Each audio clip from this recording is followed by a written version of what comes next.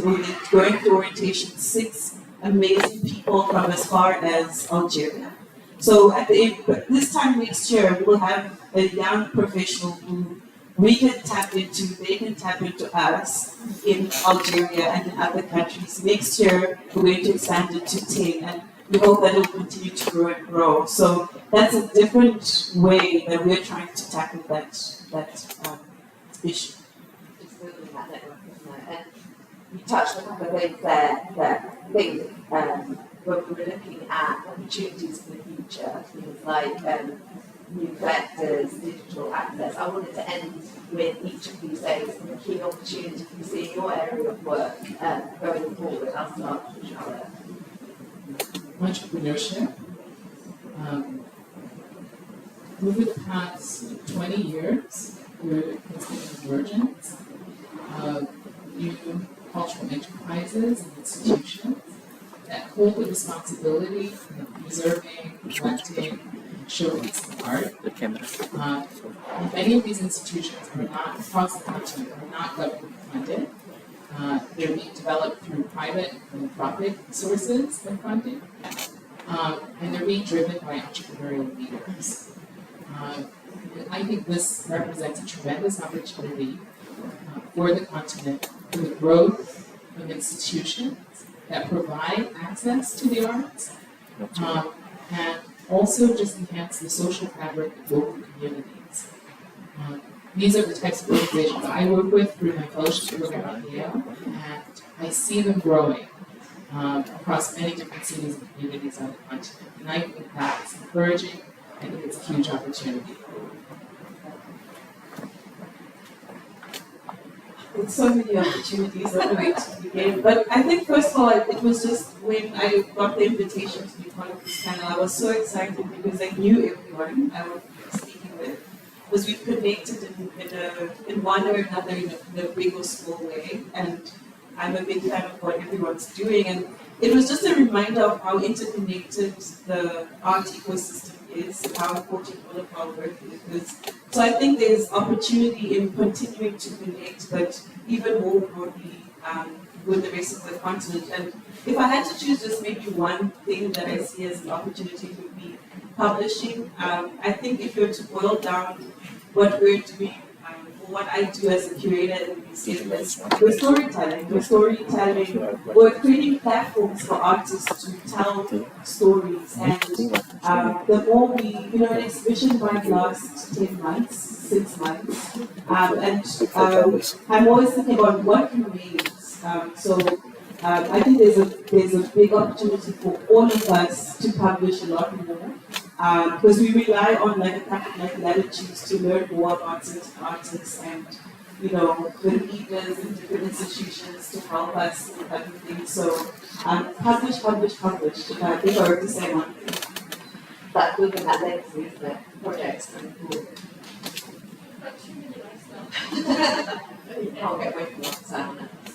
So I think I see, if I may just speak to two things, and this touches on both Thandazani and Kimberly's points in relation to physical barriers. I think something I'm really interested in, still maybe a bit uncertain of, is the Belt Road Initiative. So that is essentially a road that would run throughout Africa. The major challenge there is that the road is not being done in consultation with communities throughout the continent. So there is something really interesting, and this could offer us more interconnectedness, but it has to be done in a responsible manner. And the second thing is Gen Zs. So I am really excited about Gen Zs. I think that they are socially engaged, they are creative, and I really think that, first of all, I know that they are sending the highest proportion of their income and art across organizations. So as they sort of income grows, they support other art movement growth. I also think that Gen Zs are really engaged with artist messaging. So I do think we'll need to more, more like accountable acquisitions. And there was another opportunity, but I want to pass it on. That's really exciting. Mine is slightly a little bit philosophical in the way I have tried to lead my own practice. But, you know, as soon as I said, like, storytelling is so central and deep and way of art, historically. I've always seen myself more as a conduit, kind of, as I said, I started with kind of the ideas of why as a great storytelling conduit, to really put that onto the business model. But within that, I think what I am fascinated with, where I see the opportunity, is essentially the community and the kindness. And I think that the art world, for some reason or other, there is a huge amount of ego within it. And it's something that we can't escape. And when we kind of really look and we work on the network and the community and we lean on each other and we support each other, that's when I actually think that we have strength. And essentially, since we are such a massive continent, and these conversations start very small little seeds, when we lean on each other and we help each other within this market, the power is ginormous. And it's, to me, that's the most exciting part. And to be fair, as a thread, if we're going to use that sort of metaphor, that's been running through all of these conversations, that community and the need to work together. So it's looking quite positive. We have probably about 5 minutes for any questions, if anyone has any. Yes, could we get a mic? Or you might have to shout, I'm afraid, sorry.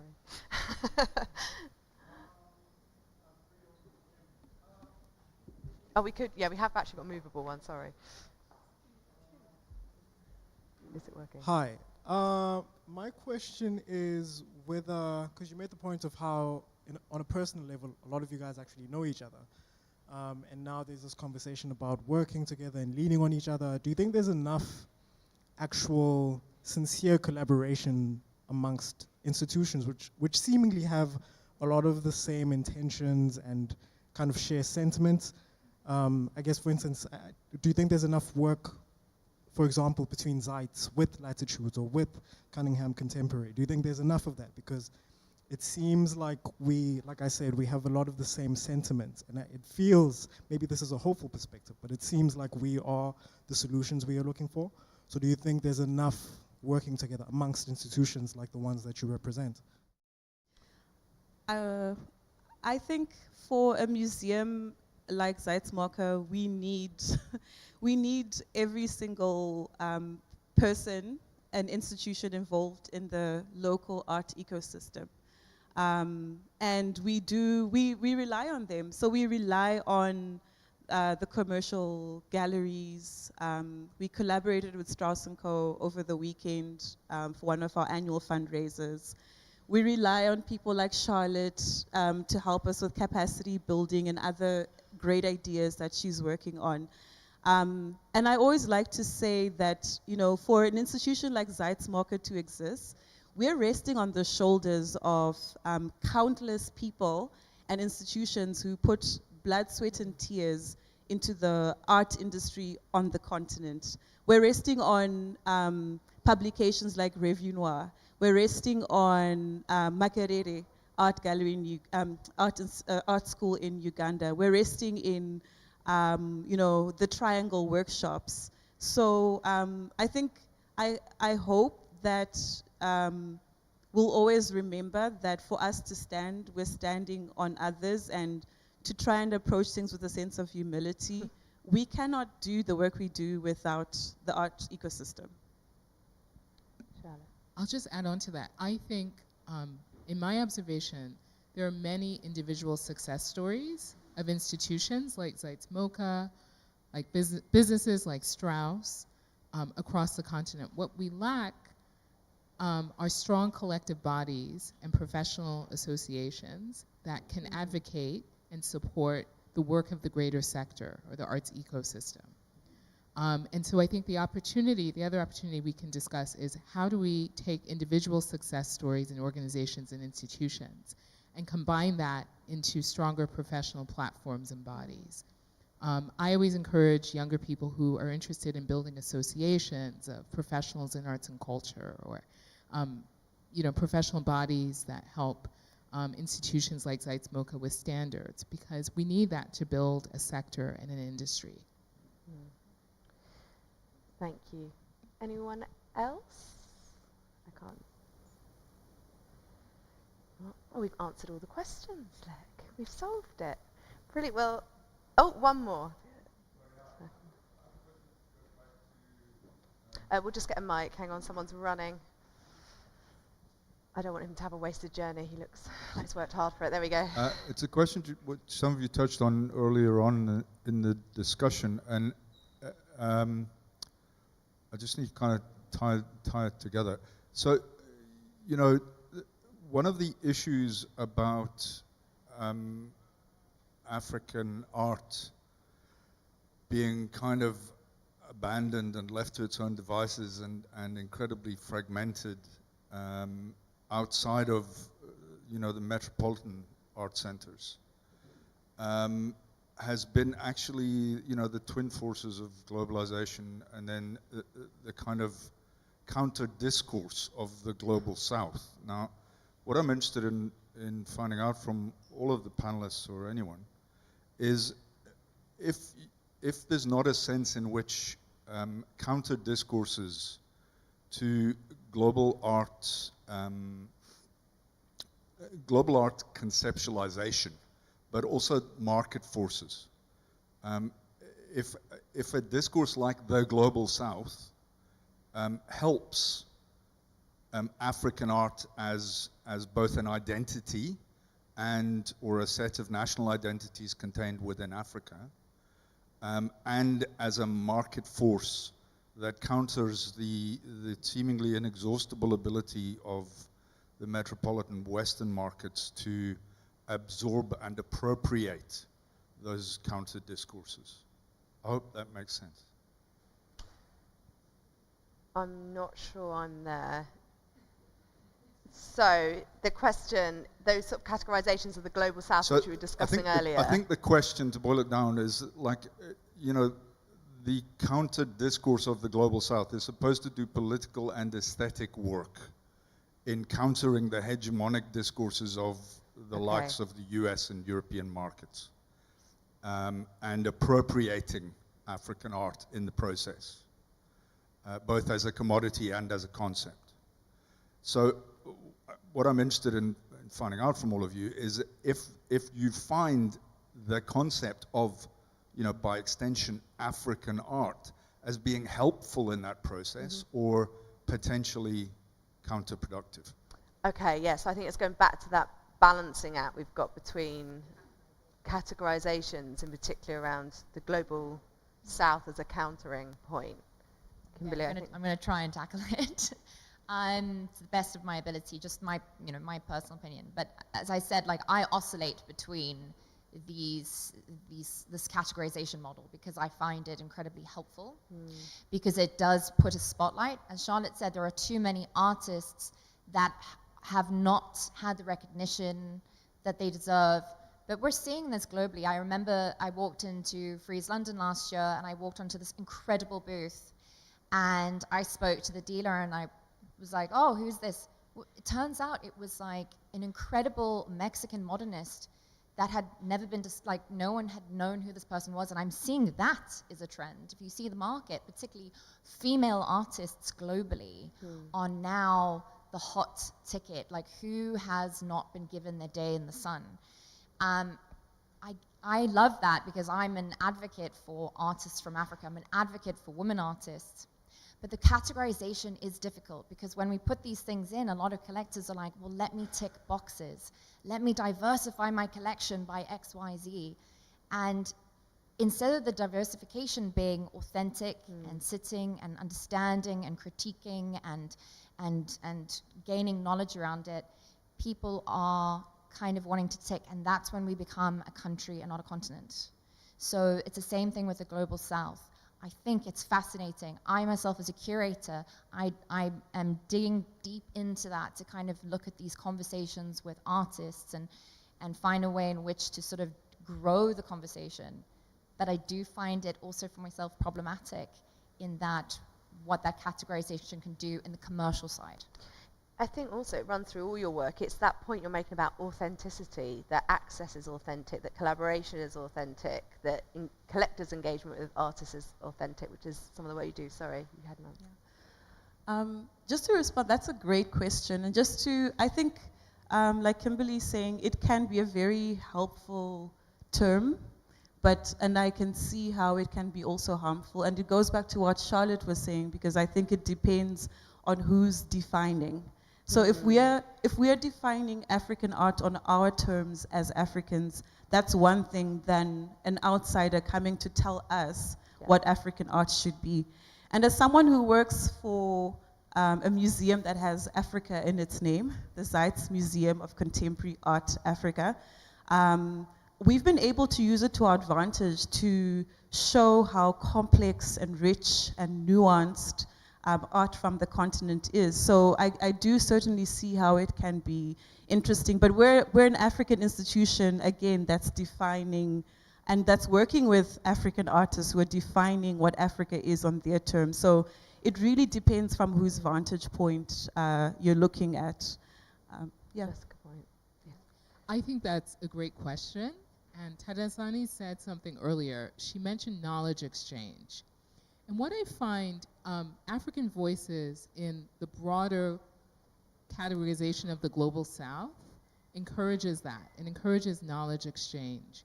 In the work that I do, I'm responsible for developing training materials and educational materials for leaders who are running museums and cultural institutions in Africa. And what we find is that most of those materials use Western references. So there's really nothing that we have that is specific to a city like Cape Town, Johannesburg, or Lagos. When I call my colleagues in Sharjah, or Singapore, or even Brazil, I find that they actually have more interesting experiences, more relevant experiences for an African leader of a museum or cultural institution than somebody sitting in New York or Chicago does. So I find that knowledge exchange as an African, categorized in the Global South, very, very useful and very, very key to, I think, this phase of our artistic and cultural development. So interesting. That's an amazing point to finish. I wish we had time for more questions, but the panelists from this panel and the previous one will be around at the end if anyone wants to catch up with them.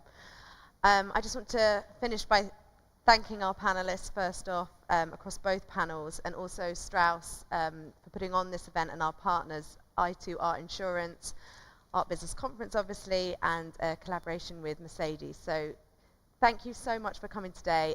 Do come and speak to us afterwards, and I believe there's lots of clinking going on, so I presume there's another drink. I'll be hunting one down anyway, but lovely to see you all again, and hopefully see you next year. Am I still on? Was I on?